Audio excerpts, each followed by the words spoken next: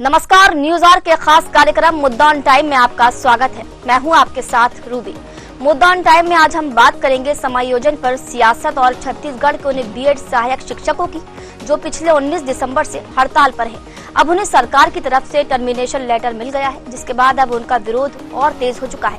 लेकिन इसे लेकर प्रदेश में राजनीति घमासान शुरू हो गया है। कांग्रेस ने सरकार को रोजगार छीनने वाली सरकार बताया, वहीं अब बीजेपी भी इस पर पलटवार कर रही है। क्या कहना है बीजेपी का, जानेंगे इस कार्यक्रम में। तो आइए शुरू करते हैं मुद्दा ऑन टाइम।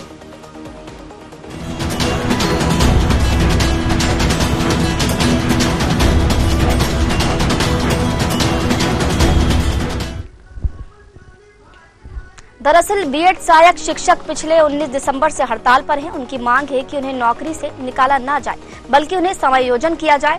टर्मिनेशन को रद्द करने की मांग को लेकर बीएड सहायक शिक्षक आज भाजपा प्रदेश कार्यालय पहुंचे और रोते बिलखते हुए सरकार से टर्मिनेशन रद्द करने की मांग की। हजारों की संख्या में बीजेपी कार्यालय पहुंचे बीएड के सहायक शिक्षक से बात करने पार्टी के वरिष्ठ नेता पहुंचे, जहां उनके साथ कोई समझौता नहीं हुआ। अब आखिर में उन्हें टर्मिनेशन लेटर पकड़ा ही दिया गया है। अब इसे लेकर प्रदेश में राजनीति घमासान शुरू हो गया है। कांग्रेस ने सरकार पर आरोप लगाते हुए कहा कि सरकार को इन्हें नौकरी देनी चाहिए, नौकरी से निकालना निंदनीय है। ये सरकार रोजगार देने वाली सरकार नहीं, बल्कि रोजगार छीनने वाली सरकार है।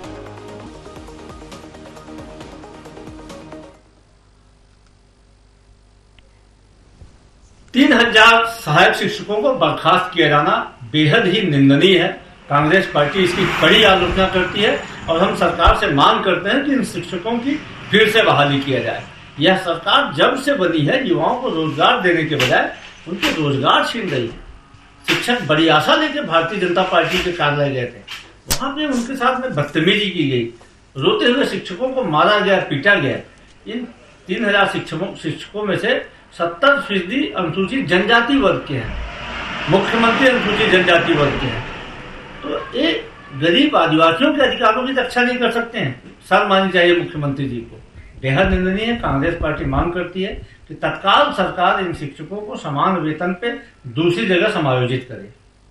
इधर बीजेपी सरकार में उप मुख्यमंत्री अरुण साव का बीएड सहायक शिक्षकों के टर्मिनेशन को लेकर कहना है कि सरकार लगातार इस विषय पर विचार कर रही है और सरकार अपने लेवल पर बहुत कुछ सोचते हुए आगे फैसला लेगी।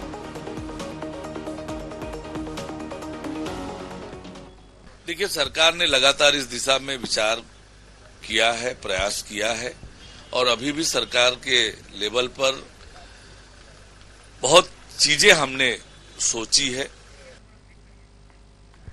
तो देखिए, पिछले कई दिनों से बीएड के जो सहायक शिक्षक हैं वो लगातार धरने पर हैं। इस बीच उन्होंने जल सत्याग्रह किया और मुंडन भी कराया, लेकिन सरकार उनकी मांगों को मानने पर तैयार नहीं है। सरकार का उनके साथ कोई समझौता नहीं हो पाया और आखिर में उन्हें टर्मिनेशन लेटर पकड़ा ही दिया गया है। अब जिसे लेकर प्रदेश में राजनीतिक घमासान शुरू हो गया है। कांग्रेस सरकार पर आरोप लगा रही है और कांग्रेस का ऐसा कहना है कि ये जो सरकार है वो रोजगार देने वाली सरकार नहीं है, बल्कि रोजगार छीनने वाली सरकार है। वहीं हम सरकार की बात करें तो उप मुख्यमंत्री अरुण साव का कहना है कि सरकार जो है इस विषय पर चिंतन मनन कर रही है और स्टेप बाय स्टेप फैसले लिए जाएंगे। सरकार जो है वो सबके हितों का ख्याल रखती है। तो देखिए, राजनीतिक घमासान जो है वो लगातार बढ़ा हुआ है। बता दें कि पिछले कई दिनों से अगर हम बात करें तो 19 दिसंबर से जो बीएड के सहायक शिक्षक हैं वो धरने पर हैं। उनका साफ तौर पर कहना है कि हमें नौकरी से नहीं निकाला जाए, बल्कि समायोजन किया जाए। लेकिन उनकी जो मांग थी टर्मिनेशन को रद्द करने की, वो मांग अब तक पूरी नहीं हो पाई है और आज भाजपा प्रदेश कार्यालय पहुंचे और रोते बिलखते हुए हजारों की संख्या में यहां पर बीएड के सहायक शिक्षक पहुंचे हैं और टर्मिनेशन रद्द करने की उन्होंने मांग की। तो हजारों की संख्या में बीजेपी कार्यालय पहुंचे बीएड के सहायक शिक्षक से बात करने के लिए वरिष्ठ नेता भी वहां पहुंचे थे, लेकिन वहां पर कोई समझौता नहीं हुआ और आखिरकार उन्हें टर्मिनेशन लेटर पकड़ा ही दिया गया है। चलिए, हमारे साथ इसी मुद्दे पर आज हम चर्चा करेंगे और हमारे साथ चर्चा में जुड़ने के लिए कांग्रेस प्रवक्ता रवि गोलानी जी जुड़ चुके हैं और राजनीतिक विश्लेषक डॉक्टर लखन चौधरी जी हमारे साथ जुड़ चुके हैं। आप दोनों का ही बहुत बहुत स्वागत है चर्चा में जुड़ने के लिए। तो सबसे पहले मैं रवि जी आपसे सवाल करना चाहूंगी, कहना चाहूंगी कि सरकार यहाँ पर दावा कर रही है सरकार में जो डिप्टी सीएम है उनका साफ तौर पर कहना है कि स्टेप बाय स्टेप जो हमें प्रोसेस करेंगे और सरकार इस विषय पर चिंतन मनन कर रही है। आपको क्या सरकार पर और डिप्टी सीएम की बात पर भरोसा नहीं है? रूबी जी, प्रश्न मेरे से है? जी रवि जी आपसे। जी देखिए, सबसे पहले तो मैं आपके सभी दर्शकों को नववर्ष की बधाई दूंगा। देखिए, सरकार की मंशा साफ हो चुकी है कि सरकार युवाओं के साथ नहीं है। सरकार की मंशा से क्लियर सकट समझ में आ रहा है, इनके फैसलों से सब चीज समझ में आ रही है कि जो लोगों की नियुक्ति हो चुकी थी उनको भी इन लोगों ने निकाल दिया। किसी भी प्रकार का समायोजन नहीं है। हजारों की तादाद में हमारे शिक्षक लोग जाकर के अपनी शांतिपूर्ण तरीके से बात रख रहे हैं तो उन्हें मारा जा रहा है। तो भारतीय जनता पार्टी, इनका जो है चेहरा साफ हो चुका है कि न इनको प्रदेश में कोई विकास करना है, न इनको प्रदेश में कोई नियुक्तियां देनी है, बल्कि जो पुरानी नियुक्तियां की हुई है उनको भी निकाल रहे हैं। अरे जब आप सुनिए, जो बीएड के जो लोग हैं, जो शिक्षक हैं हमारे, वो कह रहे हैं कि हमें मत निकालो, हमें दूसरी तरीके से समायोजन करो, तो सरकार अभी तक की कुछ कर नहीं पा रही है। वो सिर्फ निकाल दे रही है, उनको टर्मिनेशन लेटर दे रही है, और जब उनसे बातचीत हो रही है तो मारपीट हो रही है। रूबी जी बताइए, ये किस तरह की जगह पे हम आ गए हैं? हमारे प्रदेश में कलेक्ट्रेट जला दिया जा रहा है, हमारे प्रदेश में अपराध बढ़ चुका है।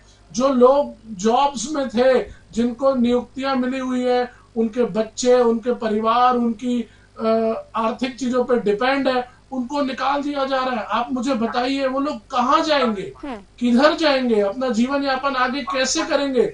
सरकार पूरी तरीके से इस मोर्चे में फेल हो गई है।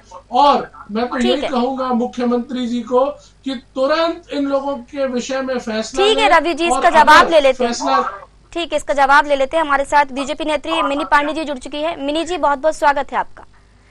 मिनी जी, ये बताइए कि कठिनाई कहाँ आ रही है? पिछले कई दिनों से जो बीएड के सहायक शिक्षक हैं वो धरने पर बैठे हैं, जल सत्याग्रह भी इन्होंने यहाँ पर किया, मुंडन भी किया, लेकिन वजह क्या है, कठिनाई कहाँ आ रही है? अब तक इनकी मांगों को दरकिनार क्यों किया जा रहा है? आवाज देखिए। जी मिनी जी, आपकी आवाज आ रही है मुझे।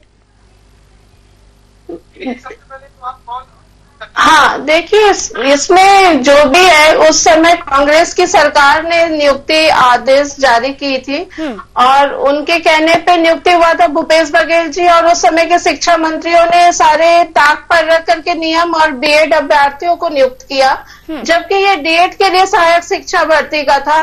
तो उस गलती का खामियाजा आज उन विद्यार्थियों को भुगतना पड़ रहा है, जो कि बहुत दुर्भाग्यपूर्ण है।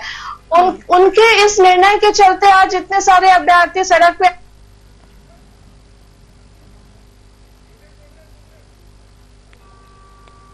ठीक है मिनी जी, आवाज आ रही है आपको मेरी? ठीक है, दोबारा जुड़ने की हम मिनी जी से कोशिश करेंगे। तो देखिए, हम यहाँ पर बात कर रहे हैं। चलिए मिनी जी, जी कहें, आप अपनी बात कर रहे हैं। उस समय के तत्कालीन सरकार की गलती के चलते इतने लोगों को आज झेलना पड़ रहा है, और कांग्रेस पार्टी इसका दोषारोपण भाजपा पे कर रही है। उन लोगों की नियुक्ति में जो भी रोक आया, हाई कोर्ट का ये मामला पूरा कोर्ट पे है, कोर्ट के आदेश पे नियुक्ति रद्द हुई है, और कोर्ट डीएड की जगह डीएड अभ्यर्थियों को चाहती है नियुक्त करना। तो पूरा मामला न्याय के अधीन पे है, न्याय संगत पे है। कोर्ट का जो भी मामला रहेगा सरकार को मानना पड़ेगा, क्योंकि सरकार हाई कोर्ट में याचिका भी, हमने हाई कोर्ट की इस याचिका को हमने दिल्ली में भी जाके लगाई थी कि उनको बहाल रखा जाए, पर दिल्ली ने भी इस याचिका को ठुकरा दिया राज्य सरकार की, और कहा कि नहीं, वो डीएड के ही अभ्यर्थियों को नियुक्त करेंगे, बीएड को नहीं नियुक्ति देंगे। तो मामला पूरा कोर्ट पे ही, कोर्ट के न्यायालय पे ही डिपेंड करता है, और ये बहुत ही दुख की बात है। ठीक है, आपके पास लौटेंगे। हमारे साथ डॉक्टर लखन चौधरी भी जुड़े हुए हैं, वरिष्ठ पत्रकार। लखन जी, आपसे ये जानना चाहूंगी सर कि समायोजन पर सियासत क्यों? सर ठीक है, हर चीज पर सियासत होती है, हर मुद्दा होता है सियासत करने के लिए, लेकिन अब समायोजन है यहाँ पर, इस पर भी सियासत हो रही है।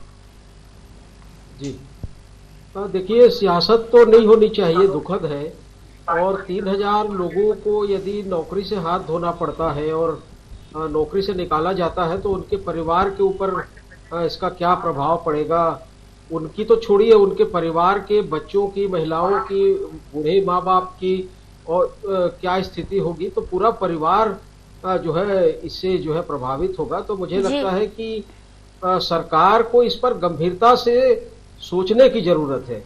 देखिए कि ठीक है कि पुरानी सरकार के समय ये नियुक्तियां हुई थी और नियुक्तियों में जो नियम थे उसको दरकिनार करके ये नियुक्तियां यदि की गई थी, तो एक तो इसके लिए जो जिम्मेदार, देखिए सारी जो गलतियां होती है ना वो नौकरशाह की वजह से होती है।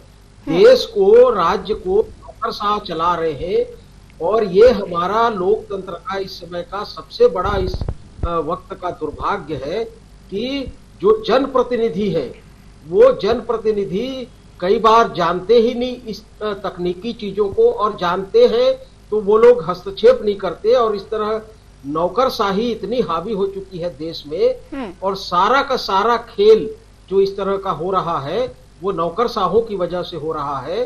तो मुझे लगता है कि वर्तमान सरकार और पुरानी सरकार, दोनों सरकार इसके लिए जिम्मेवार नहीं है, दोषी नहीं है। दोषी वे नौकरशाह है जिन्होंने इस तरह की चीजों को जो है जानबूझकर, कि उनको पता था कि यदि केवल उस पद पर बीएड डिग्रीधारी की ही नियुक्ति होनी है तो बीएड डिग्रीधारियों की नियुक्ति करने के लिए नियम में क्यों छूट दी गई या क्यों ऐसा किया गया।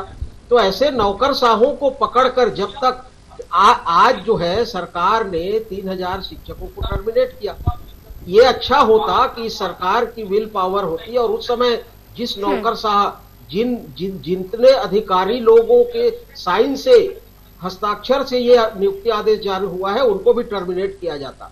देखिए सारा खेल जो है नौकरशाहों का है और सरकारें जो है इस पर कुछ नहीं कर पाती क्योंकि नौकरशाह सरकार चला रहे हैं। तो ये बड़ा दुखद है और मुझे लगता है कि ये किसी भी हालात में यदि इनको टर्मिनेट किया जाता है तो ये अच्छा नहीं है और इस पे सियासत करने की बजाय इनको समायोजन करना चाहिए, जैसा कि आपका भी टाइटल है कि समायोजन पर सियासत नहीं होनी चाहिए और समायोजन करना चाहिए।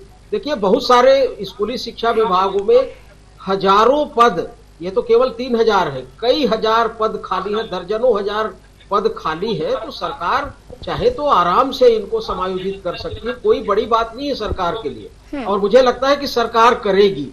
देखिए ऐसा नहीं है कि सरकार में जो है जो बैठे लोग हैं, जो है मंत्री और मुख्यमंत्री या जो भी सरकार में बैठे लोग हैं इस मसले पर सोच रहे होंगे और कुछ न कुछ इसका समाधान निकलेगा और निकालना भी चाहिए।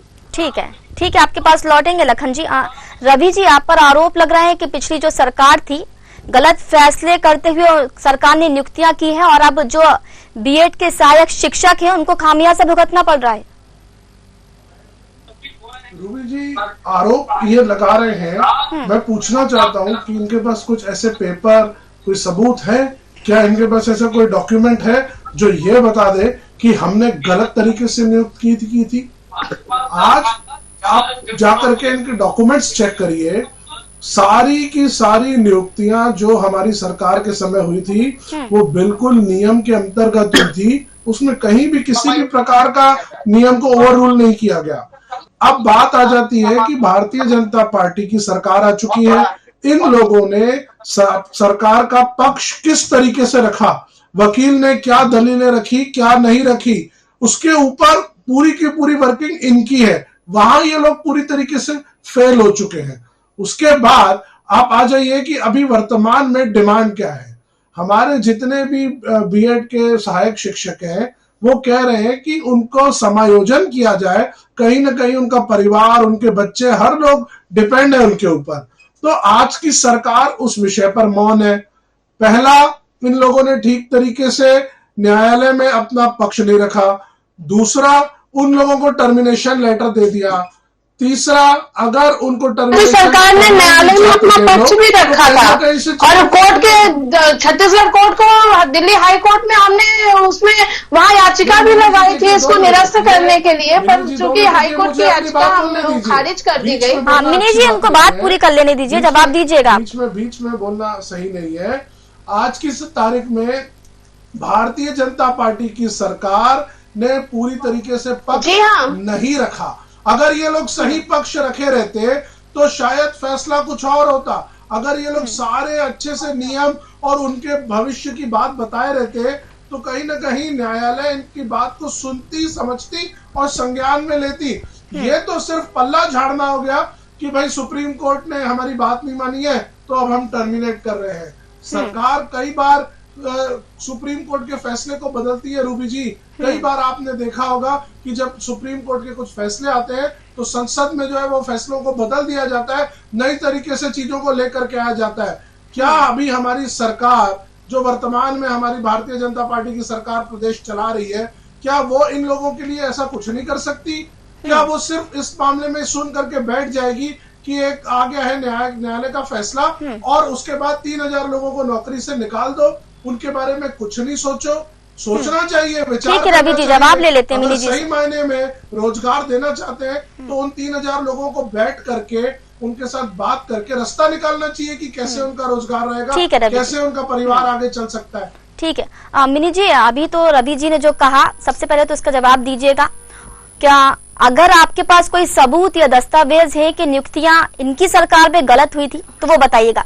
दूसरा ये कि ठीक है, पहले की सरकार ने गलत फैसले लिए थे, नियुक्तियां भी गलत कर दी गई थी, लेकिन अब तो आपकी सरकार है और जैसा कि अभी हमारे पत्रकार साहब ने भी कहा कि सरकार चाहे तो बहुत कुछ कर सकती है, समायोजित सरकार कहीं ना कहीं करवा सकती है, क्योंकि हजारों परिवार जुड़े हुए हैं। उन 3000 जो शिक्षक है, सहायक शिक्षक, उनके पीछे उनका परिवार पूरा जुड़ा हुआ है। अगर इस तरीके से उनकी नौकरी चली जाएगी तो वो तो खाने खाने और दाने दाने को मोहताज रहेंगे। आप कुछ कर सकते हैं, ऐसा क्या कर सकते हैं आप ये बताइए, और रवि जी के सवाल का भी जवाब दीजिए आप।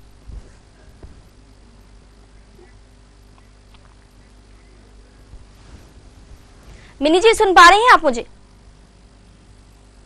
चलिए मिनी जी से दोबारा जुड़ेंगे, हमारे साथ पत्रकार भी जुड़े हुए हैं। सबसे पहले ये बताइए लखन जी, क्या नगरीय निकाय चुनाव में बीएड शिक्षकों की जो हड़ताल हो रही है, क्या वो नगरीय निकाय चुनाव में कुछ प्रभाव डालेगी? इसका कोई असर देखा जाएगा?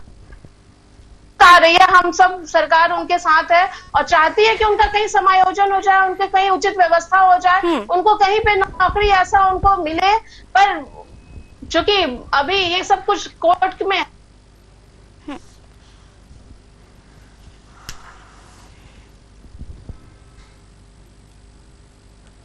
ठीक है, हमारा संपर्क मिनी जी से टूट गया है, दोबारा उनसे संपर्क करने की कोशिश करेंगे। हमारे साथ लखन जी जुड़े हुए हैं, राजनीतिक विश्लेषक हैं।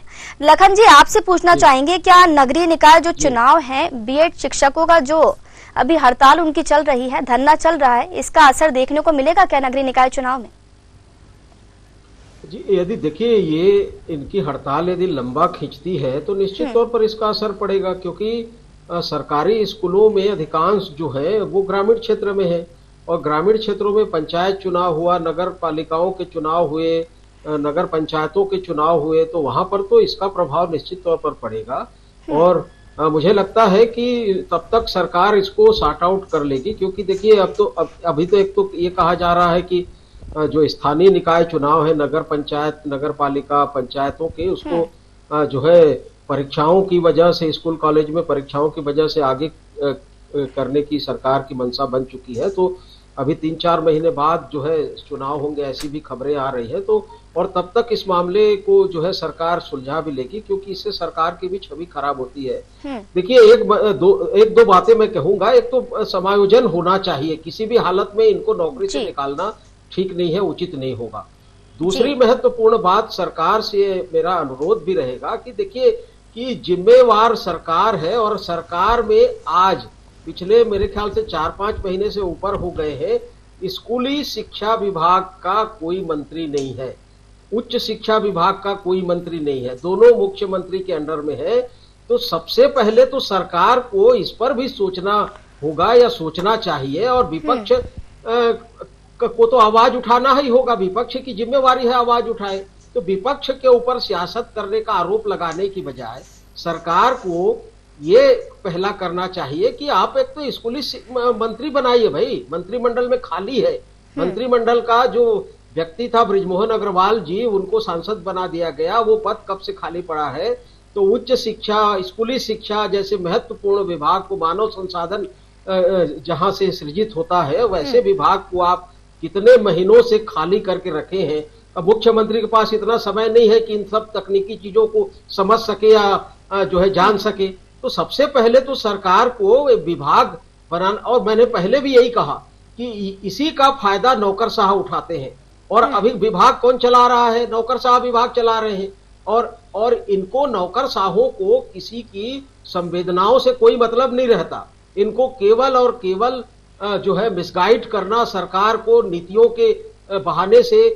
ये सही बात है कि सही ढंग से यदि तर्क हाई कोर्ट में रखा जाता, सुप्रीम कोर्ट में रखा जाता, तो इतने सारे लोगों के इतने बड़े संवेदनशील मुद्दे पर क्या सुनवाई नहीं होती?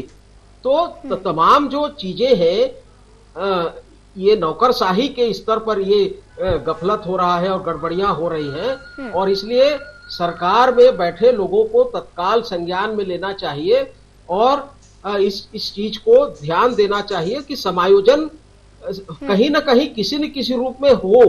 बगैर समायोजन के इनके साथ अन्याय होगा, क्योंकि इनकी नियुक्तियां सरकार ने ही की हैं। जी बिल्कुल, हाँ, आपके पास लौटेंगे।